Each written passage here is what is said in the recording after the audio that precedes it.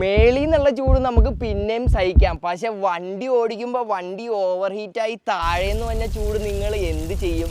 അപ്പം ഞാൻ പറയാൻ പോണ ഈ കുറച്ച് കാര്യങ്ങൾ ശ്രദ്ധിച്ചാൽ നിങ്ങളുടെ വണ്ടി കുറച്ചും കൂടെ കൂളറായിട്ട് റൺ ചെയ്യുന്നതായിരിക്കും. ഫസ്റ്റ് തന്നെ വണ്ടിയുമേ പറ്റിപ്പിടിച്ചിരിക്കുന്ന ചെളി, എൻജിൻ സൈഡ് അത്യാവശ്യം ചെളി ഉണ്ടെങ്കിൽ അതിൻ്റെ ഫിൻസിൻ്റെ ഇടയിൽ ചെളി കയറിയ വണ്ടിയുടെ ഹീറ്റിങ് കുറച്ചും കൂടെ പ്രശ്നം ഉണ്ടാവും. വണ്ടി അങ്ങനെ കൂടുതൽ ഹീറ്റ് ആവാനുള്ള ചാൻസസ് ഉണ്ട്. അടുത്തത്, നിങ്ങളുടെ വണ്ടി ഒരു ലിക്വിഡ് കൂൾഡ് എഞ്ചിൻ ആണെങ്കിൽ അതിൻ്റെ റേഡിയേറ്റർ ഫിൻസ് കേട്ടോ, ഫിൻസിന് ചെറിയ വളവൊക്കെ ഉണ്ടെങ്കിൽ അത് കൂളിങ്ങിനെ എഫക്റ്റ് ചെയ്യും. അത് കൂടാണ്ട് അതിലുള്ള കൂളൻ്റ് പഴയതാണെങ്കിൽ അതിൻ്റെ കൂളിംഗ് പ്രോപ്പർട്ടി കുറയുകയും ചെയ്യും. വണ്ടി കൂടുതൽ ഹീറ്റ് ആവാനുള്ള ചാൻസസ് ഉണ്ടാവും. നെക്സ്റ്റ്, നിങ്ങളുടെ വണ്ടി ഒരു എയർ കൂൾഡ് അല്ലെങ്കിൽ ഓയിൽ കൂൾഡ് ആണെങ്കിൽ ചില വണ്ടികൾക്ക് ഓയിൽ കൂളർ ഉണ്ടാവും. ഫോർ എക്സാമ്പിൾ എക്സ്പൾസ്, അതിനും ഫിൻസ് ഉണ്ടാവും. അതിൻ്റെ ഫിൻസിനൊക്കെ ചെറിയ വളവൊക്കെ ഉണ്ടെങ്കിൽ കൂളിങ്ങിനെ ബാധിക്കും.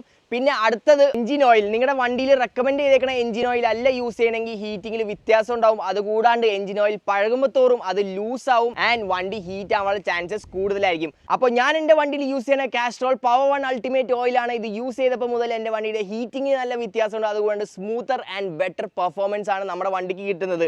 ഈ ഓയിൽ യൂസ് ചെയ്തപ്പോൾ മുതൽ എഞ്ചിനിൽ വന്ന ഫ്രിക്ഷൻസ് കുറവാണ്. അപ്പോൾ അതുകൊണ്ട് തന്നെ വണ്ടി ഇത്രയും ഹീറ്റുള്ള കണ്ടീഷനിലും നല്ല കൂളറായിട്ട് റൺ ചെയ്യുന്നുണ്ട്.